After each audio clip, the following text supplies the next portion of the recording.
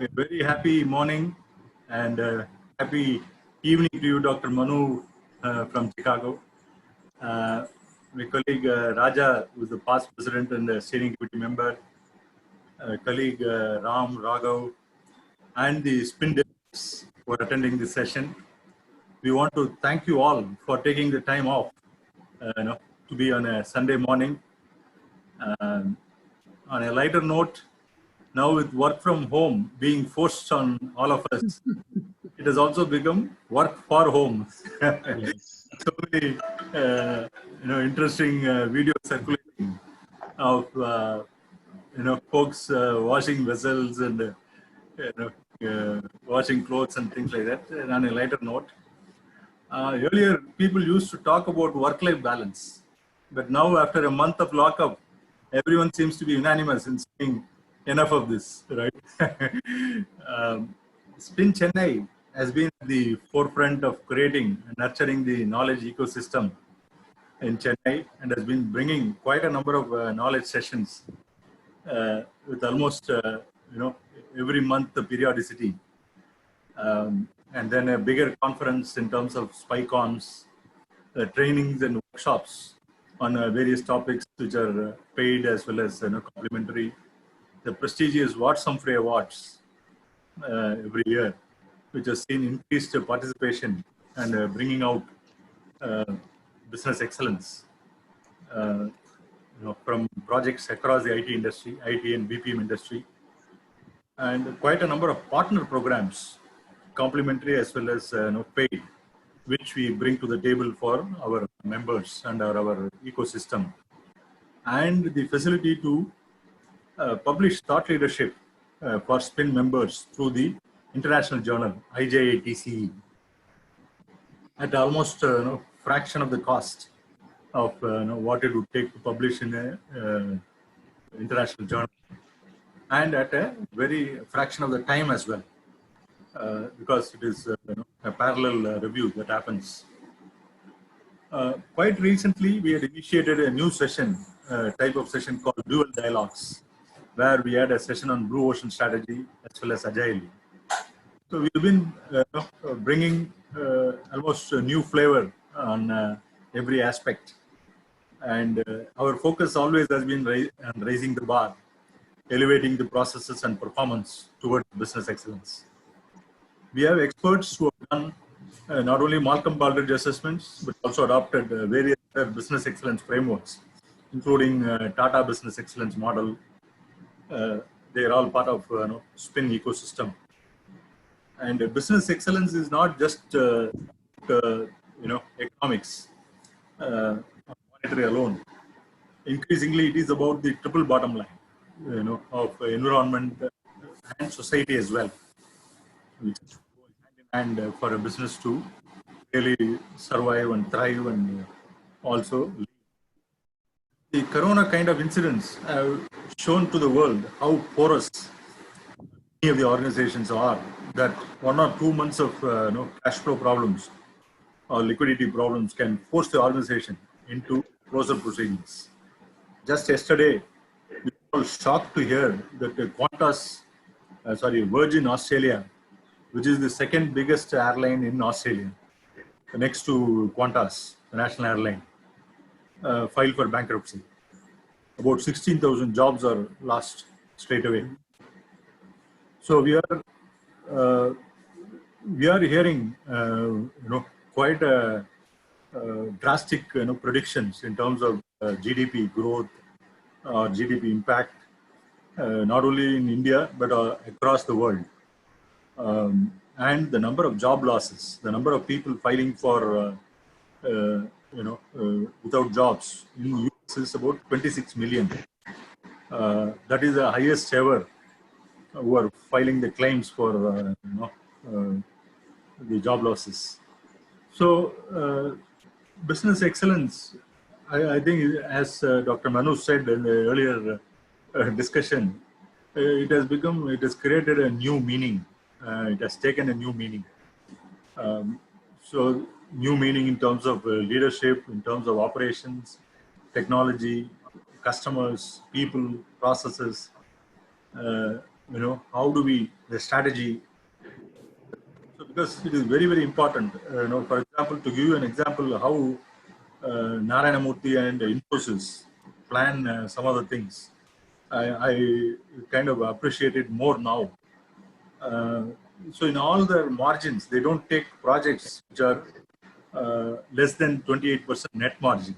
That was some years ago, and that is because unless you are able to create margins, you are not able to survive when there is trouble.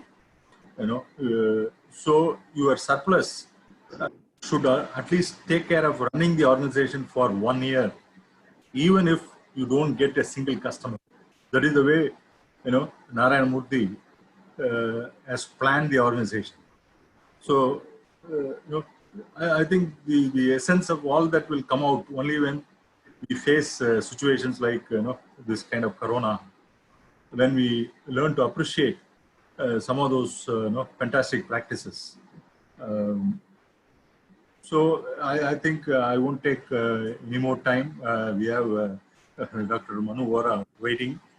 And I would like to, at this time, I would like to once again thank Dr. Manu Vora for accepting to, share his insights with us.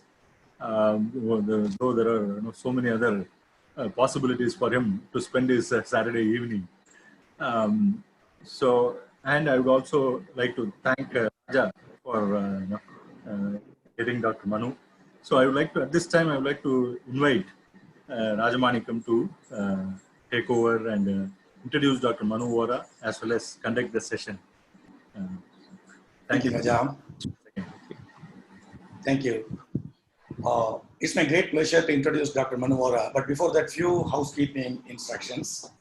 This is the first time we are doing a virtual conference, virtual spin talk, and we would like to use the technology to continue our work. So here are a few things, few instructions to all of you. You've already muted all your mics. Please keep your mics muted during the talk time, which will be about 1 hour. And as of now, chat is not enabled. But after Dr. Manu Vora finishes his talk, we will have about half an hour for question and answer. During that time, chat window will be open so that you can type your question. You can also unmute your mic yourself at that time and you can ask your questions. And unfortunately, we faced some power failures in the morning here in Chennai. Until I think 15 minutes before the session starts, there were continuous power failures here in my apartment at least. So this hopefully this should not happen for next 1.5 hours. If it happens, please wait because anyway the generator is there. So the session will come back within few minutes. So please wait. Let's hope it doesn't happen again. And for Raghav, please ensure enable speaker view. There are 2 views in Zoom for the newcomers to Zoom. If you put speaker view, you will see the speaker whoever speaks in the bigger screen and all other people will be in a smaller stamp size window. That way we can see the speaker in a bigger screen. It will also be helpful for us while recording this particular session. This session is recorded. Later we will also host it on our website or on YouTube. But recording is disabled for all the participants. But we will ensure this will be available for you later. When you ask questions during the question and answer time, please use your headset so that we can clearly hear your questions. You can directly ask questions to Dr. Vora, but I'll suggest please raise your hand or either physically raise your hand with your video on, or there is an option called raise your hand in the Zoom if you see it bottom below. Raja, can I make a request? Yeah, please. Yeah, let's go through chat only because a lot of time volume is not appropriate and I may not be able to get the full question. But if it is in the chat box, I can read the question and provide the answer. I think that will be the best way to go after my talk is over. So let's stick with it. Sure. Okay, sure. We'll do that. Thank you. In case Professor Vora cannot answer all the questions during this half an hour, I'll definitely talk to him and then get his answers after the session. Feel free to type all your questions. In that case, can we enable chat right now so that as and when you speak something, they want to ask questions, let them type up front, whereas you can answer during the question and answer session. I leave it to you, Professor Vora. whichever you prefer. Okay. Okay. We'll enable the chat session during the question and answer time so that you can ask questions. Yeah, at the end. At the end. Box should be enabled at the end. Okay. Yeah. Thank you. Good. So once again, thank you all for joining this first ever virtual Spin Talk. If this goes on well, we are hopeful to have more sessions virtually until the lockdown is lifted.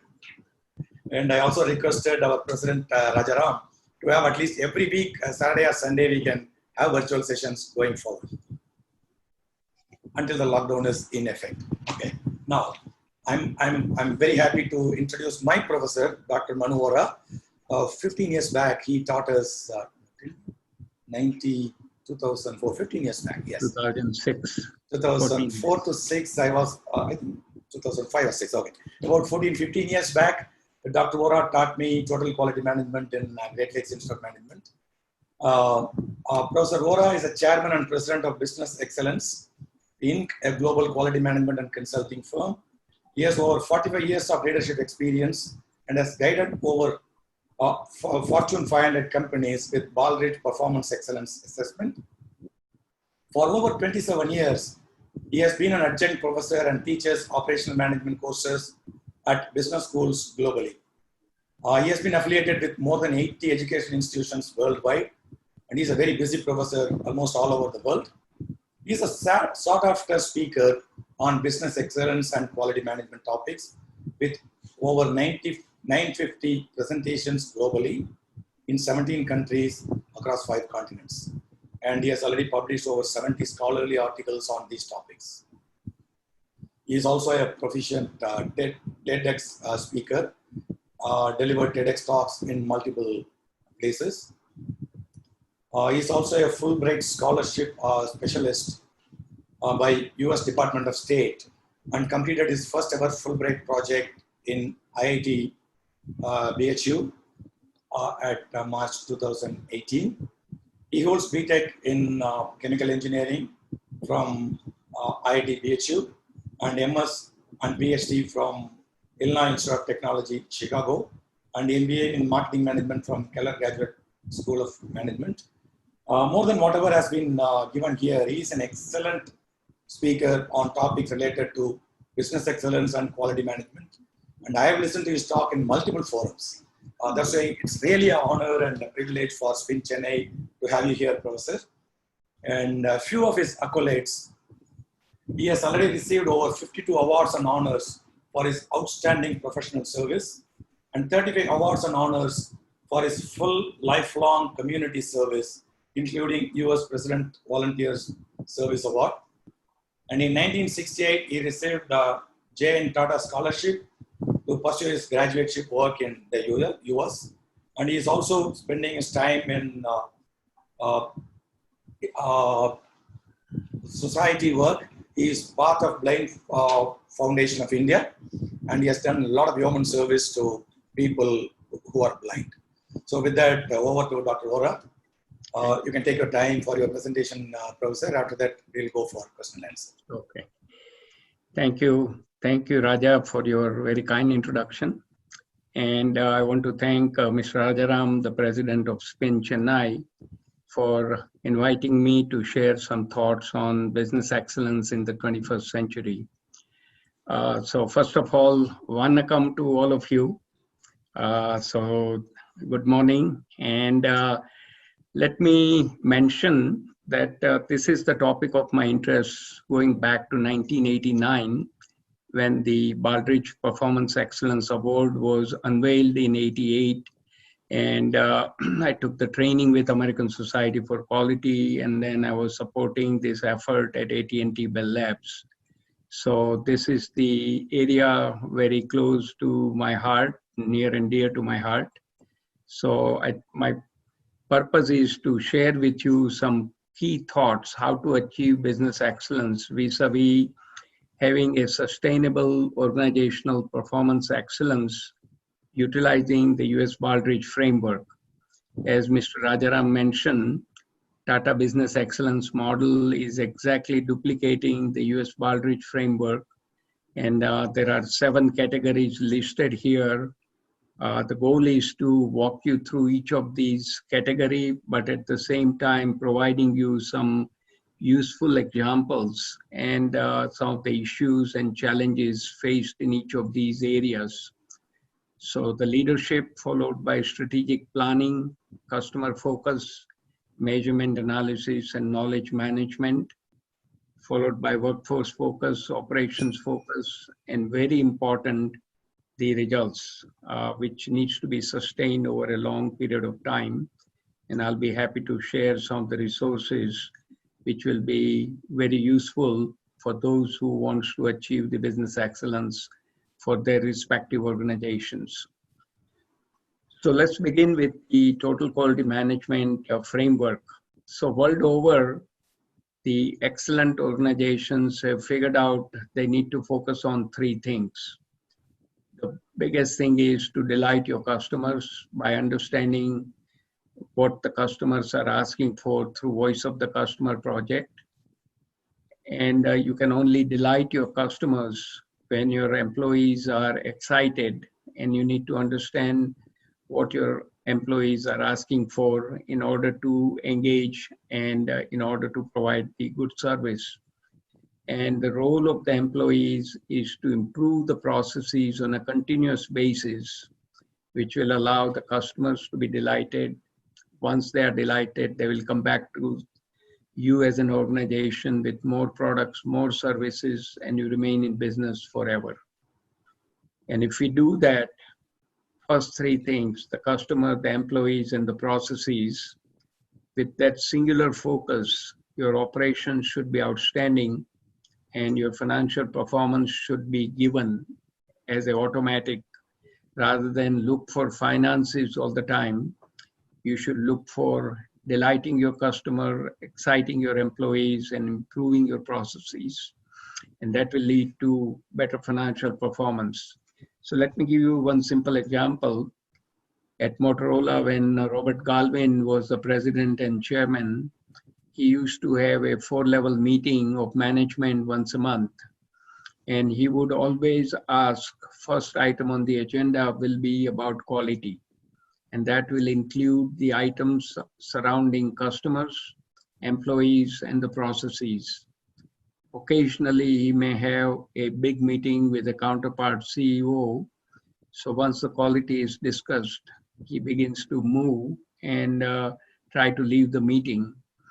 So the people would remind him that, Bob, Robert means Bob, we do not have yet the discussion about finances. Why are you leaving? Please stay behind.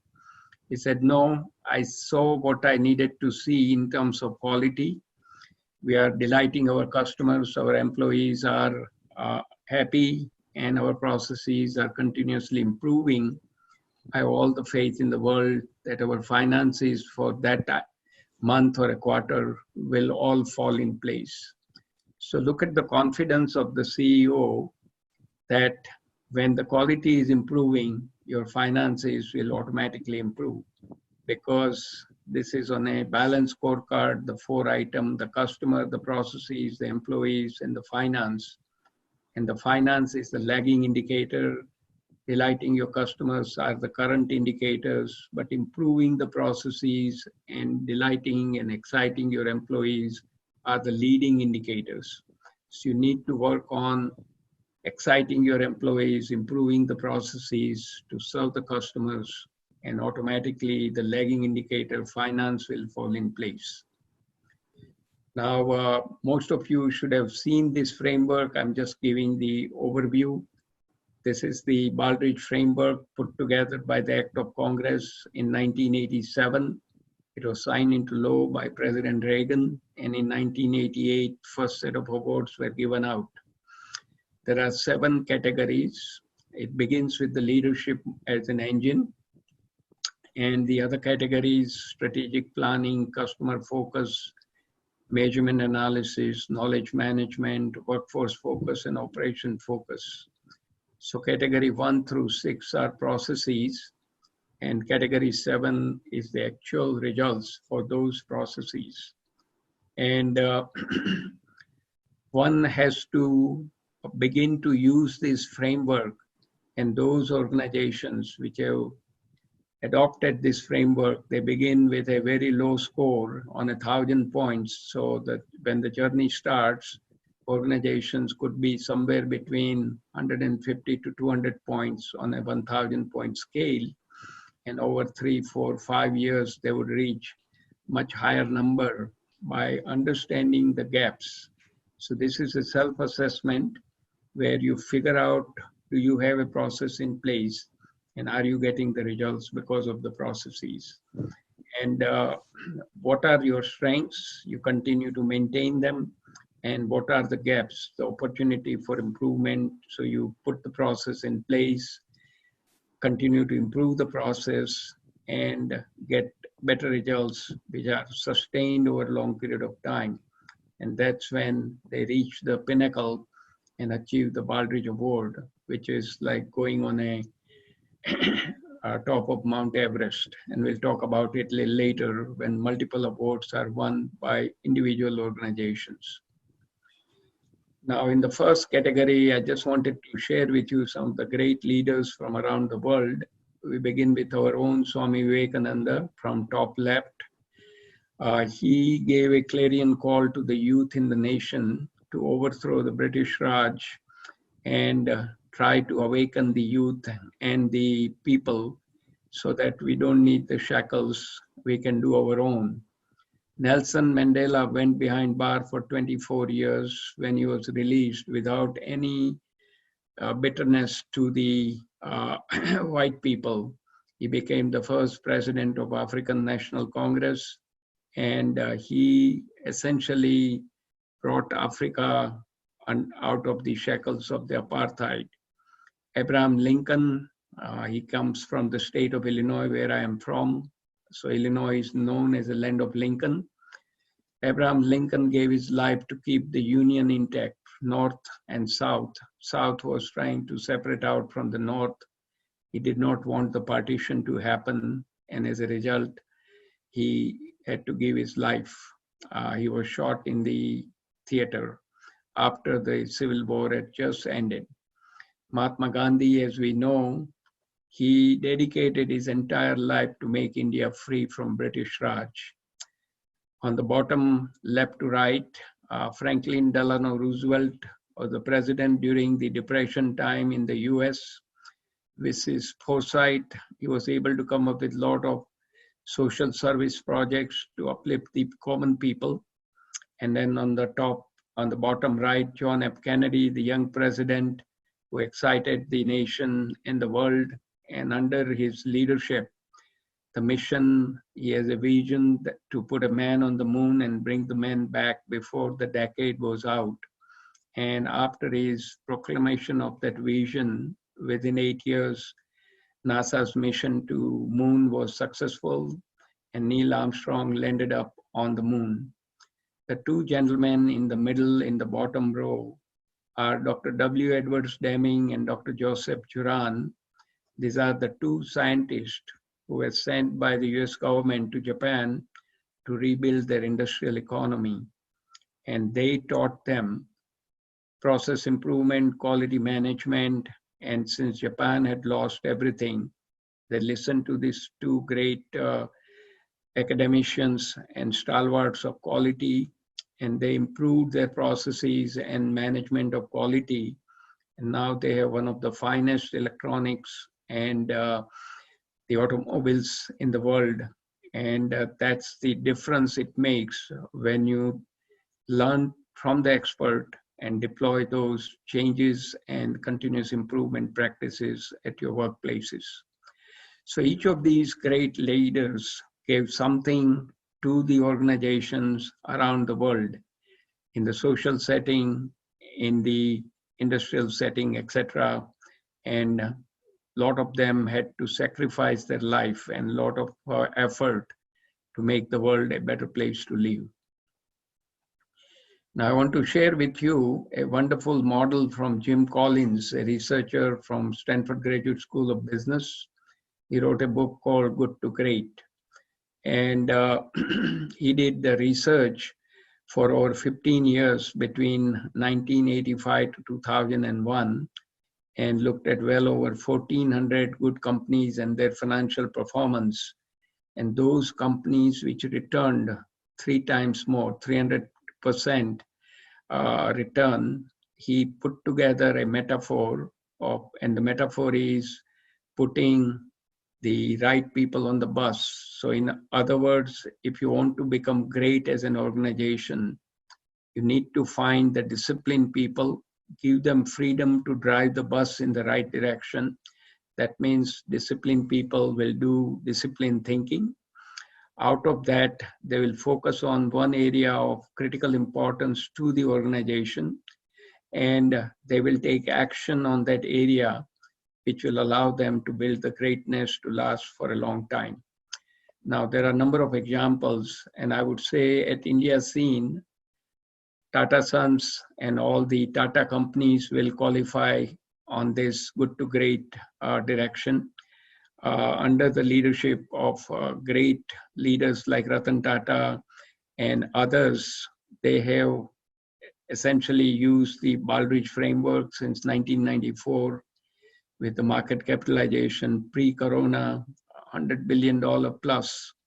And the Baldrige Excellence Award, Tata Business Excellence model is the fabric and the DNA of Tata companies now. And I've interacted with a number of Tata companies people through ASQ in their Pune TQMS organization as well. Here in the US, Southwest Airlines is one where they have employees who own the company and they make all the rules, and they are one of the friendliest in the sky, and they were the most profitable in the airline business, not American, not United, but the Southwest Airlines. And then there is a pharmaceutical company, the pharma distribution, Walgreens company, which is also very focused on employees, and they are doing wonderful things to build the greatness to last. I had a chance to write a short article about leadership paradigm, and what I'm showing here is the economic value creation on the y-axis and empathy on the x-axis. There are 4 quadrants. If you look at the top quadrant, top right, servant leadership, where the focus is sacrifice and service, you'll find very few people like Swami Vivekananda, Mahatma Gandhi, Mother Teresa, Martin Luther King, Nelson Mandela, etc. On the top left, value leadership, where the focus is on the growth and profit. And this is where the enlightened C-level comes in play. Now, unfortunately, people who are occupying the C-level, a lot of them have no empathy for their employees. There are exceptions, but majority of them, they are very much focused on creating the value because they have a short tenure, particularly in the Western world. And if they cannot deliver, they will be thrown out. And of course, they bail out with a golden parachute, making lots of money per the contract. Bottom right, the knowledge leadership. This is where focus is on caring and sharing. And this is where the educators, and I'm sure there are several educators in the audience, including Raja, who taught at the Great Lakes Institute of Management. The focus of these educators is to take the rough diamond, the students who come in. They have the great potential, but they don't know about it. The role of the faculty and the teachers and the professors is to remove the whatever is holding back the students and keep shining and keep polishing the diamond. And by the time they're ready to graduate, they will shine in the world. And here comes the bad news on the bottom left quadrant. Position leadership, that's the front and the middle level management. A lot of time they misuse the power and play the politics. And the research shows that the people leave the organization when they cannot work well with the first line supervision. When you don't treat your people well, they are more likely to leave. And keep in mind, when the ship is about to sink, great people bail out first. And there are so many examples like that. And I'm sure most of you would know what we are talking about, carnage in the industry over the years. Good people are leaving the organization because of the misuse in politics.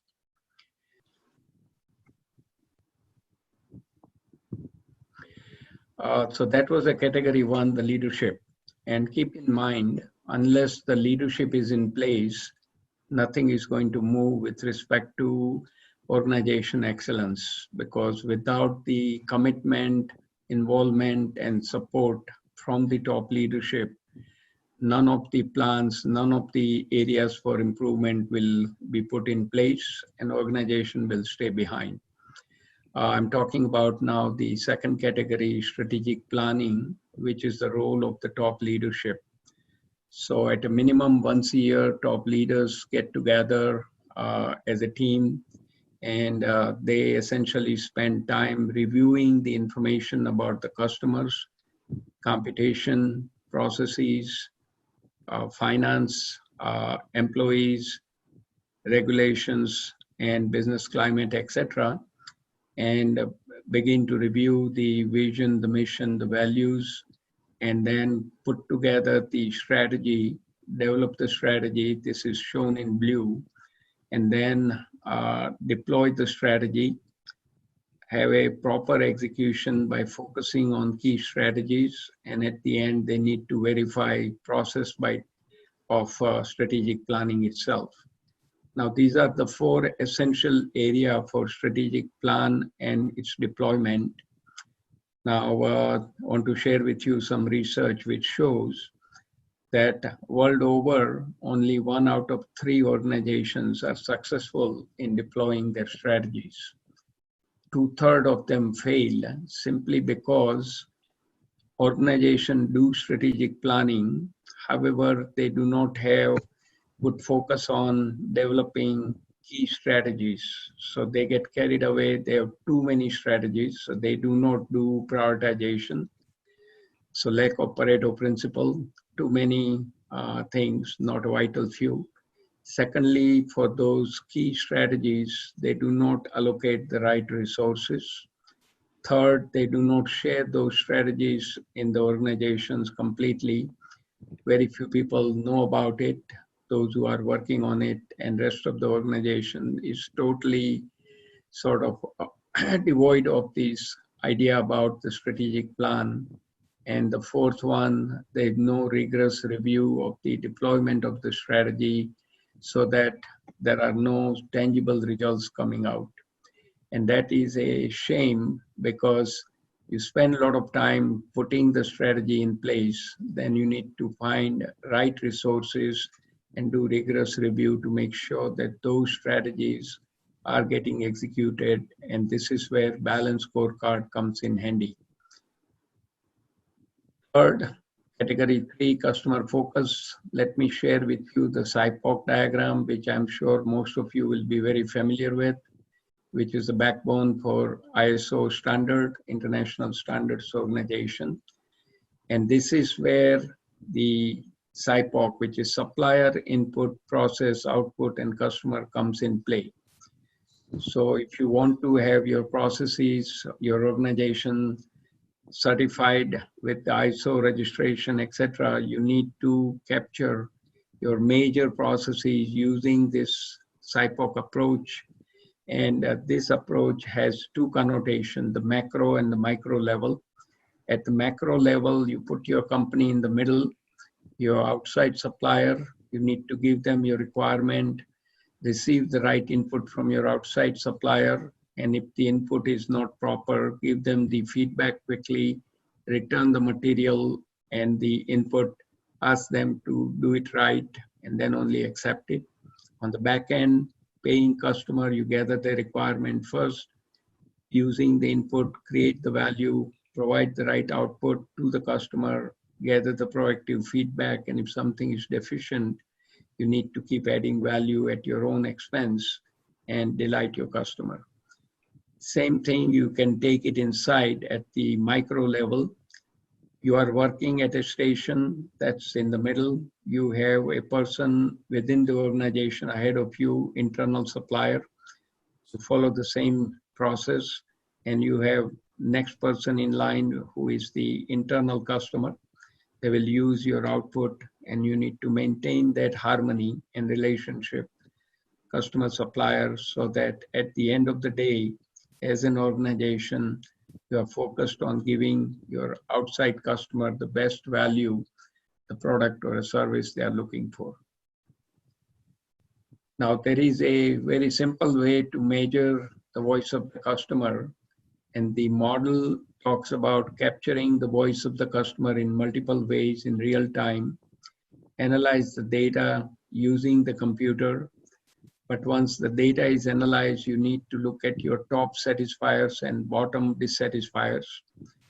Make sure that your top satisfiers remain as a top satisfier, and those 2 or 3 areas where you are falling down, you create a project around it, and you need to respond. That's a third item in the voice of the customer model.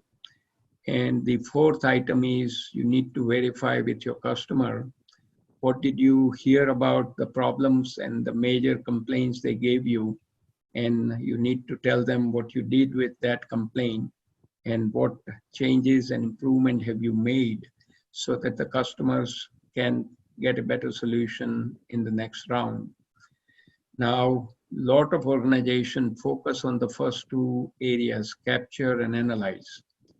Unfortunately, when time comes to respond, the steam lets out, and rarely organizations go back to their customers and forget the verify step. So you need to have these 4 areas done very well. And when you put this model together, you create an expectation from your customers that you are going to listen to them and take proper action to resolve their major dissatisfaction. Now, let's play a short YouTube on simple example of bad customer service. Is very hilarious.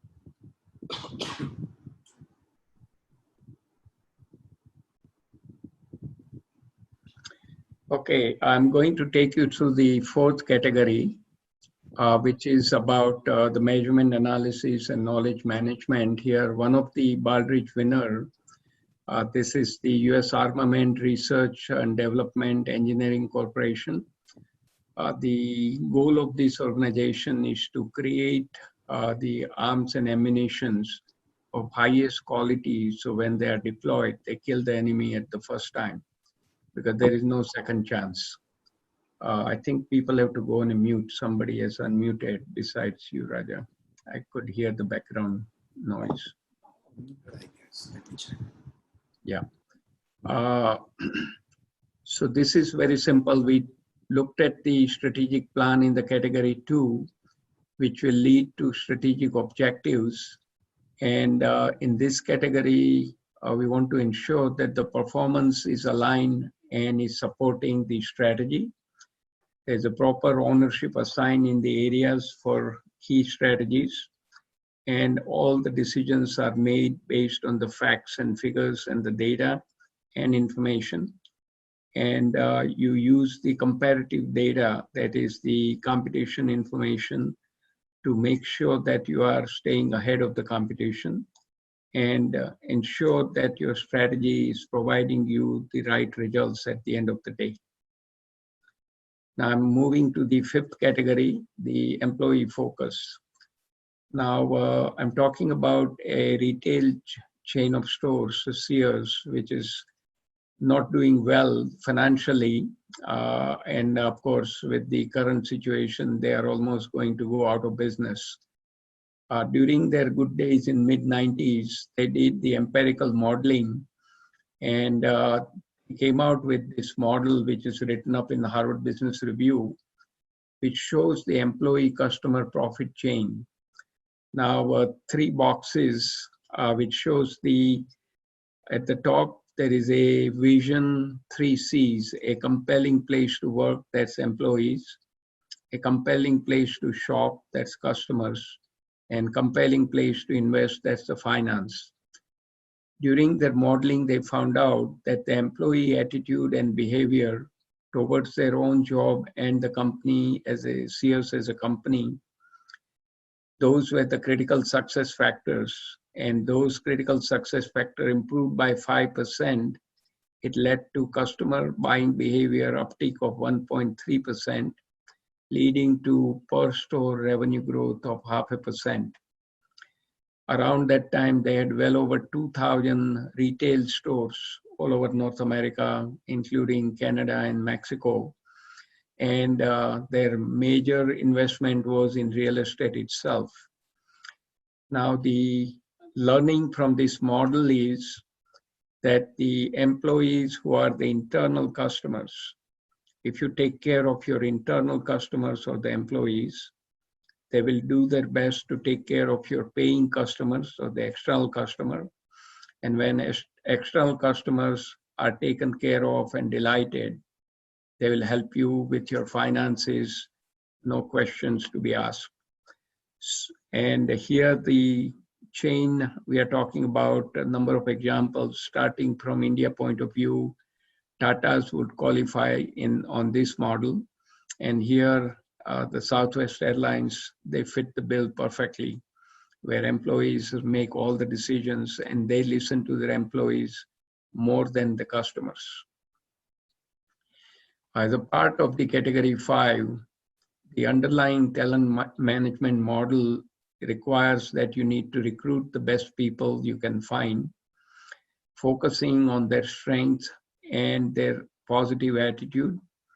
But once you recruit them, you need to create opportunity for them to be involved with respect to teamwork, meeting management, time management, etc.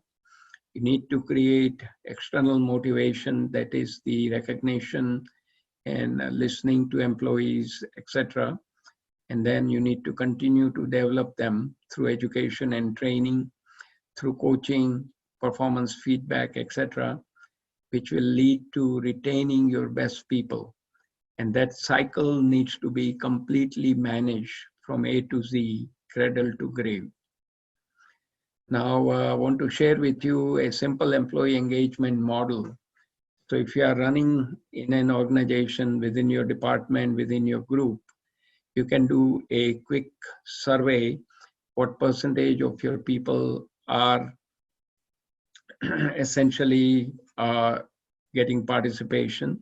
We talked about number of areas. Motivation is extremely important in terms of people are self-motivated, but the organization needs to create external motivation practices, continuous development, which will lead to exciting your employees.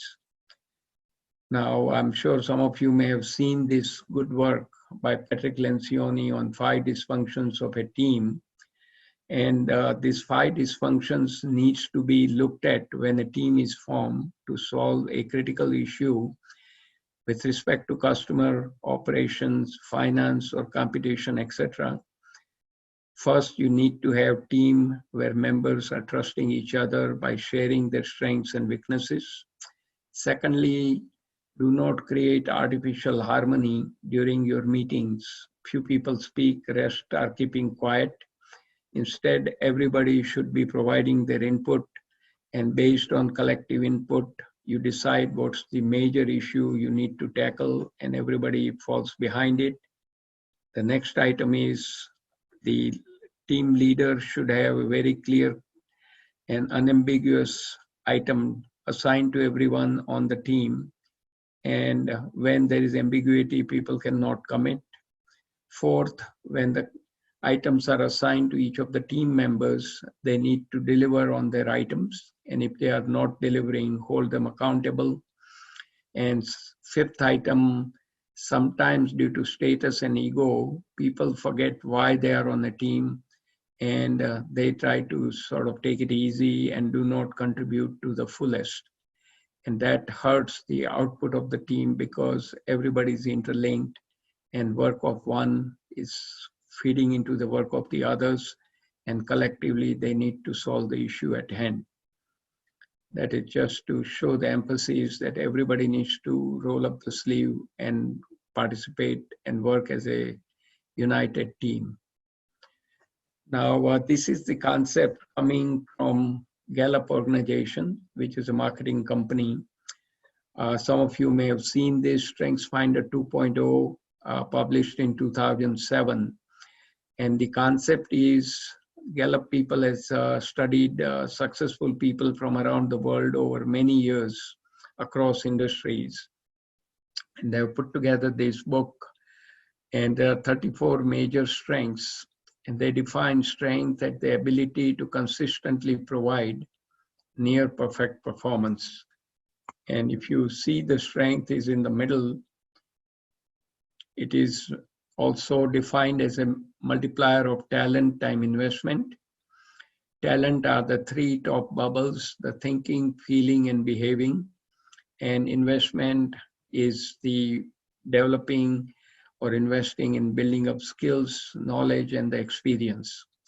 A quick example: there was a ping pong player. Coach found out that the player was very good with the forehand stroke.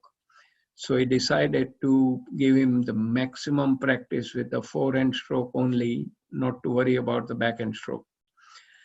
When he was playing with his full strength with the forehand stroke, he won the world championship. In other words, when you are playing in your strength zone, and when the assignment is matched up to look at the strength of the person, that person will bring you the best results and will surprise you, and they don't need much supervision at that point.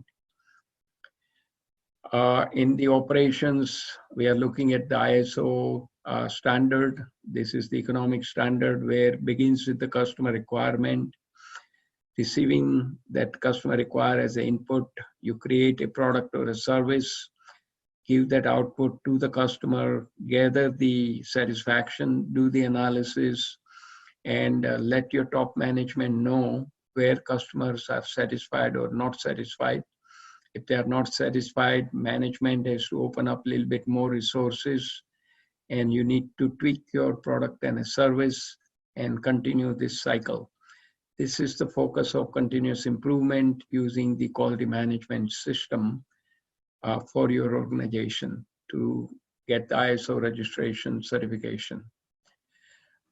I'm sure all of you are very familiar with the Six Sigma methodology, the use of DMAIC, that is define, measure, analyze, improve, and control. And this methodology is useful to reduce the variation in the process and try to improve the quality by removing the defects. Now, in order for Six Sigma methodology to be successful, you need the top leadership support and consistent support over a long period of time. Also, you need to have proper training given to people with different types of belts, green belt, yellow belt, green belt, black belt, master black belt, etc. as a coaches. You need to have leadership support in order to take on the major projects with a duration of 5 to 6 months with a significant amount of improvement in large financial terms, and it needs to be accounted for. Unless you have all these items in place, your Six Sigma will not work. And then don't blame Six Sigma because you are not following the method properly. Now, the latest thinking is to combine the Lean and Six Sigma. The Lean started from Toyota production, and there the goal is to increase the process speed by reducing the waste. And Lean techniques and Kaizen events allows you to essentially remove all the waste from the processes. Six Sigma, we talked about improve quality by decreasing the variation and eliminating the defects and improve the quality.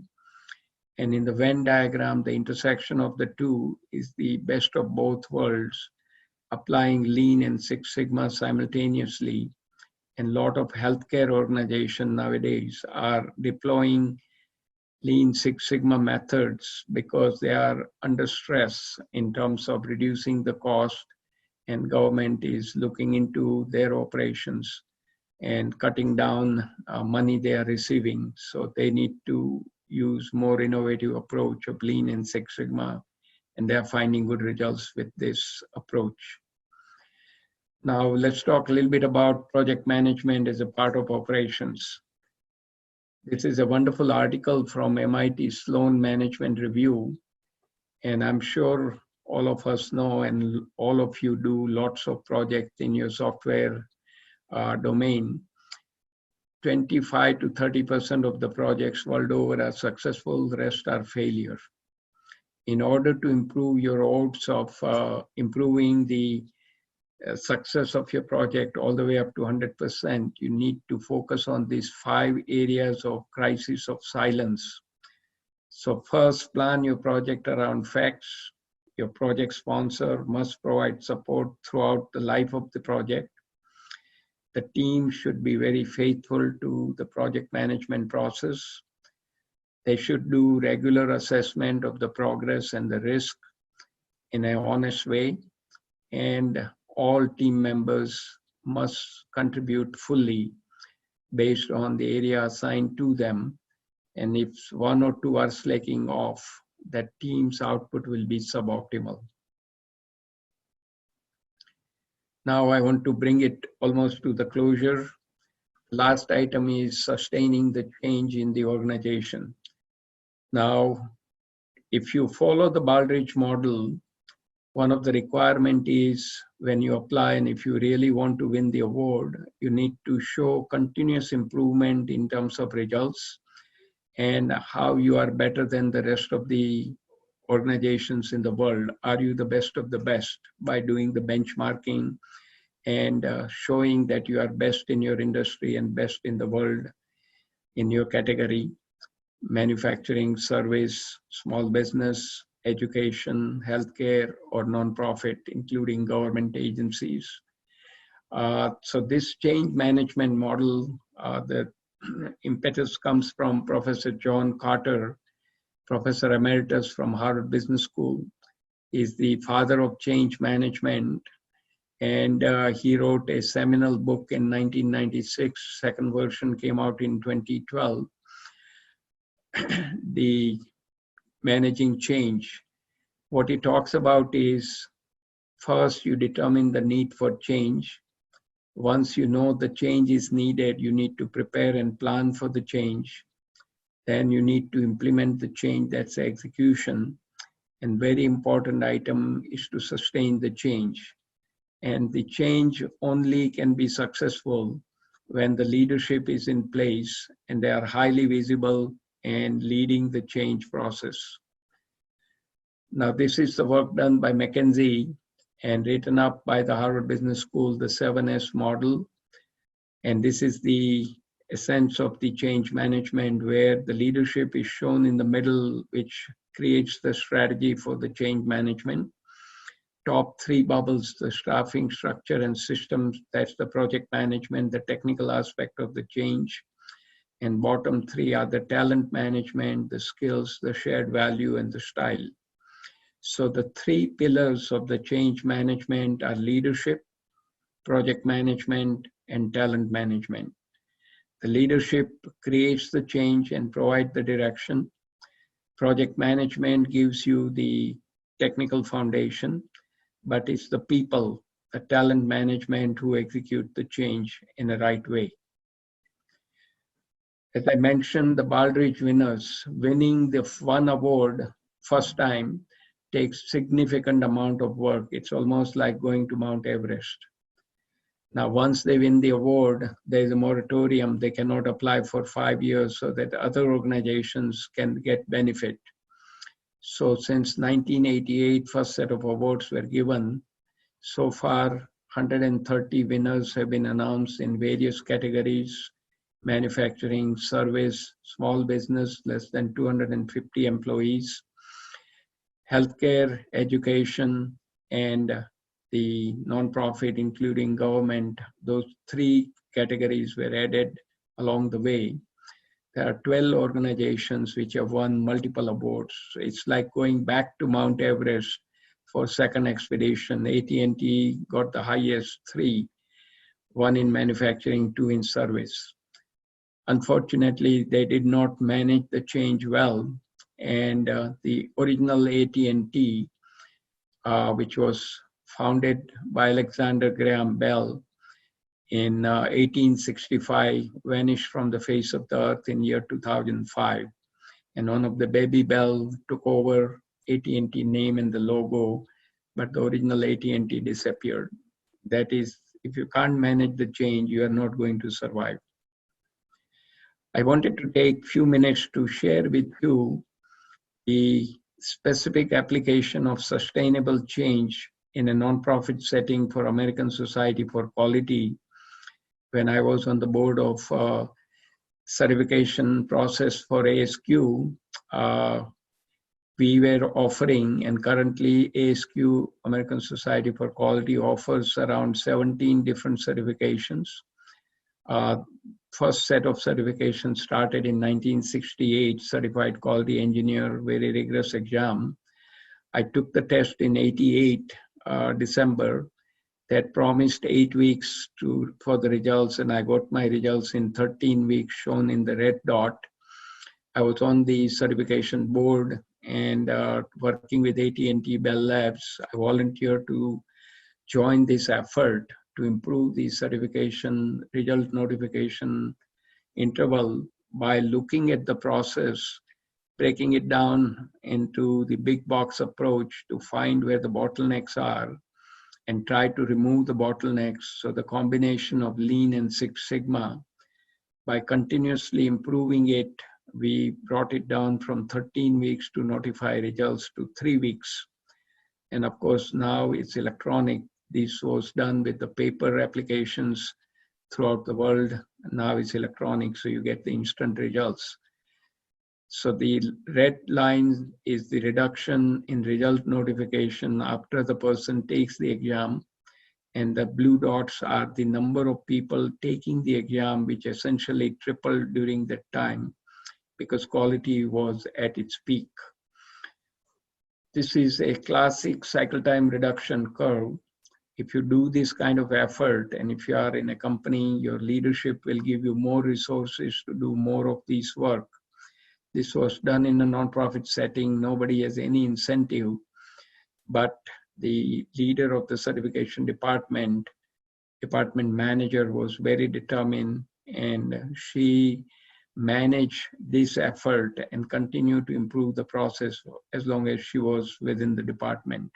And I was very happy to coach them using the simple Lean and Six Sigma approach and using simple statistical tools to provide the best results for the organization. In the interest of time, we'll skip this video. And Raja, you can definitely share my slides so people can play the YouTube at their convenience when they receive the slides. Sure, Professor. Yeah. So to wrap it up, let's remember what the lessons we are learning from this session. Ability determines what you are capable of doing. Motivation determines how you do it, but it's the attitude that determines how well you do it. So always remember, if you have a positive attitude, you are going to go much further. They say people with a positive attitude will climb higher altitude.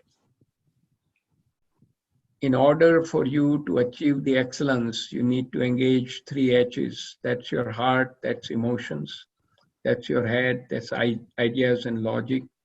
And you have to roll up your sleeve and implement. Don't just talk about it. You need to be engaged and helping as a member of the team. And I want to share with you a very simple and very profound definition of leadership I have seen.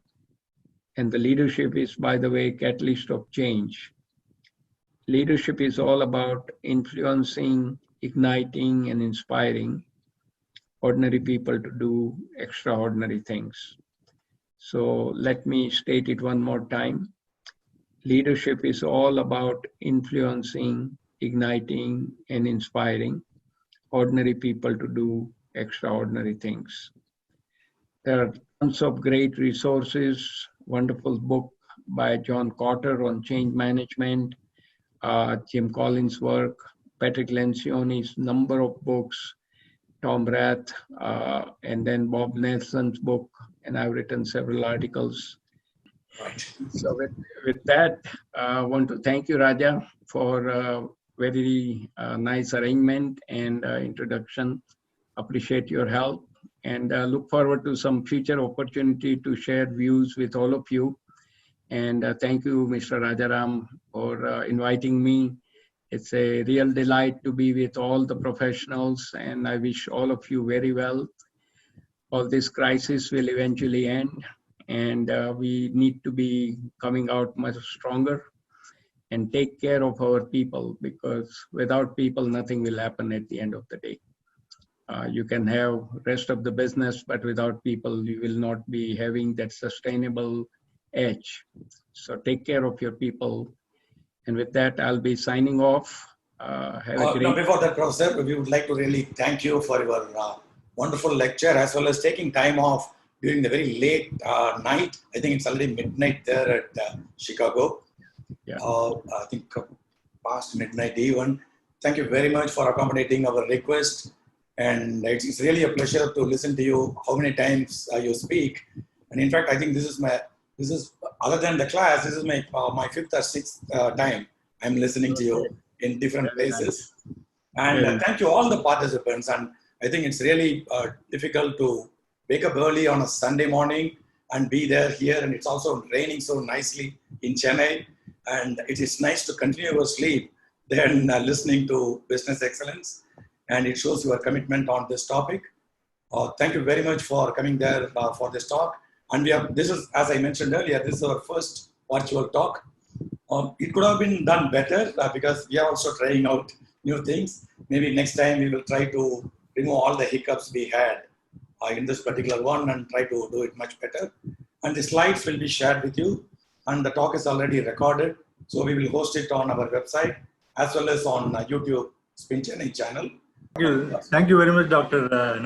It was a pleasure and very insightful to hear from one of the leading experts in this area globally. We are really fortunate to have you on this special occasion, and hopefully we would like to have you come back to Spin more and more to share different perspectives.